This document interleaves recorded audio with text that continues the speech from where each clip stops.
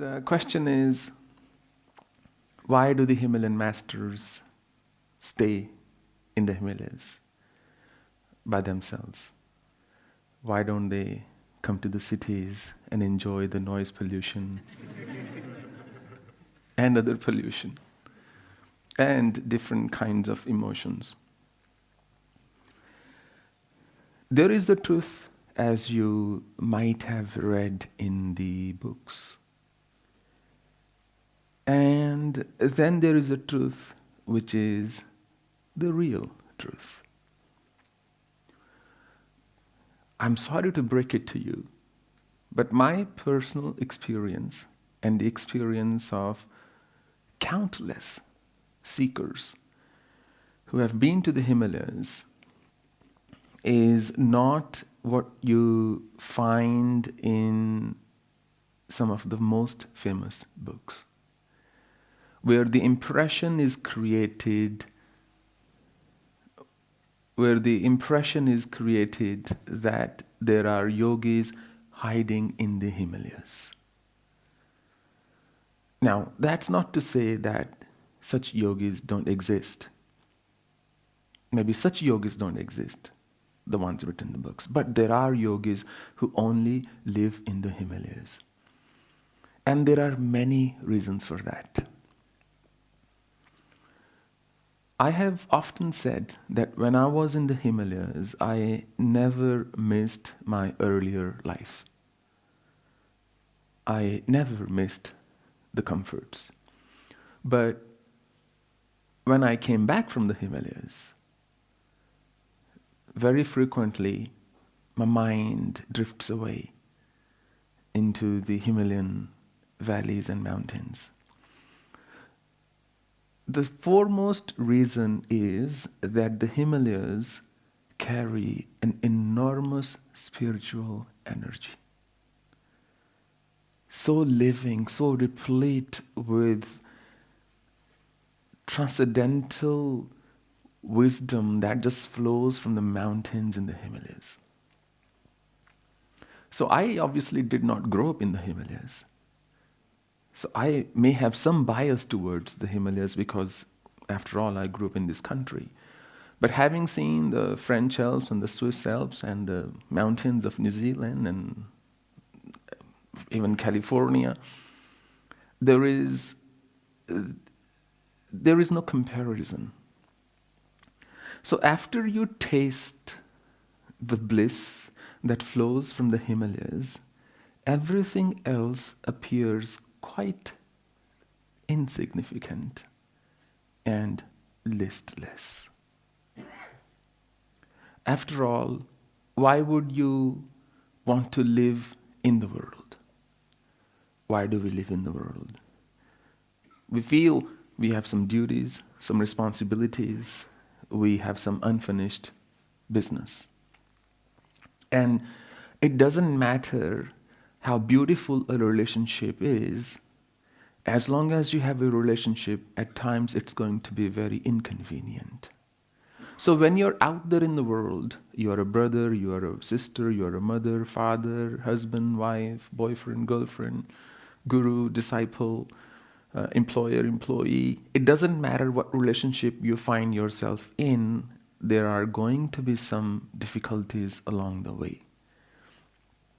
And if you have no duty per se, no responsibility, and if you can live in solitude, which is not easy, not everybody is designed to embrace the rigors of solitude. In the beginning, it's always very depressing. So if somebody can find their bliss in solitude, such a person has no meaning in the world. So only two kinds of yogis would come back, in my humble opinion. First are those who still have some unfulfilled desires. Maybe they went to the Himalayas for just a retreat, which could have lasted a few years. They went to the Himalayas to experiment, and then they felt fulfilled and they came back. or they come back. And the second kind are those who find a way to communicate that bliss, or at least transmit that bliss to others who don't have the same luxury, to other seekers. Because when you are blessed with something, anything, it is but your duty to somehow have others also partake of that bliss that flows in your consciousness or flows through your consciousness. If you decide anything otherwise, that would perhaps be a little too selfish. But then again, not all yogis have to give discourses. Not all yogis have to be mingling with the world out there. I think I shared this story with you earlier as well. The great Tibetan yogi, Milarepa. And Repa was a title that they used to give in Tibet to somebody who could just live in one cotton robe throughout the year. So Milarepa, he went through a devastating childhood. So his father, he had a sister and a mother and a father. And his father died early, and his uncles really, took over their property, completely usurped it. And they really ill-treated them. Eventually they were kicked out of the home. And Milarepa's mother said to Milarepa, I want you to take revenge. I want you to learn black magic. At that time, the predominant religion in Tibet was Bon. So Milarepa said, okay, I will learn black magic and I will take revenge. As the legend goes, he learns black magic and he sends hailstorm and thunderstorms and rainstorms and destroys the crop and really brings the house down, literally. So he takes the revenge, but eventually he realizes that this is not the way to peace. Because when he took the revenge, he thought that I attained everything, I achieved everything that my mother asked of me. I really annihilated my uncles. But am I any happier? And that's the thing about revenge. You take it, there is a moment of feeling of triumph. But after that, it just gets to you. And he asked himself, am I any happier? The answer was no. So he ended up with Marpa, his master. And Marpa really put him through rigorous training, which was anything but training. In fact, it was torture. He would tell him to build a house on the top of a mountain where Milarepa would take giant stones, boulders up there. He would build a house which would take him anywhere between 1 to 2 years. And then Marpa would say, this is not good enough, demolish it. Build it again. And eventually Marpa gave him the instructions after 12 years of very rigorous, as I said, torture.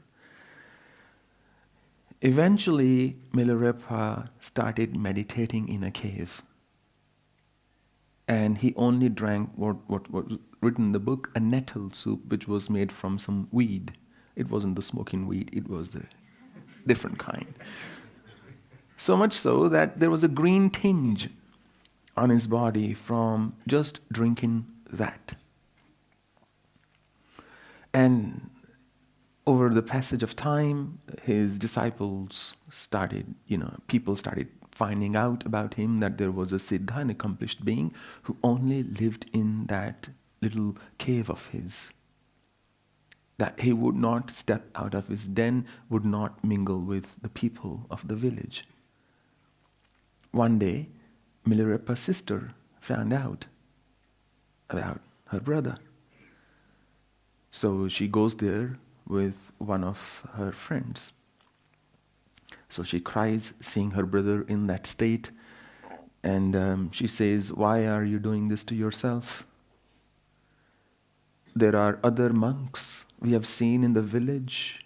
They speak with people, they speak nice words, they evoke beautiful emotions in people's hearts. They appear quite wise. Why can't you do the same? Why can't you help the society?" Milarepa said, "That is their way, not Milarepa's. I do my work from this cave." And there was not a thread on Milarepa's body at that time. He was stark naked. So his sister went away, and then the next time she saw him again, she got a jumper hand woven. And Milarepa cut it in different pieces and covered his fingertips and toes with that. She said, "That's an absurd way of putting on some clothes. This was to hide your body. This was to hide your private parts." And Milarepa said, "This is your conditioning. Are you ashamed of yourself? When did this body awareness arise in you? This is social conditioning. I don't buy into it. I don't step out in the world. I just sit here, and this is how I help people." So Milarepa was the kind of yogi who helped just by being there. So much so that even after so many hundreds of years, we are recounting his stories. Think about that. And there are 100,000 songs of Milarepa, beautifully written, on enlightenment, awakening, and meditation, and Mahamudra, and so on.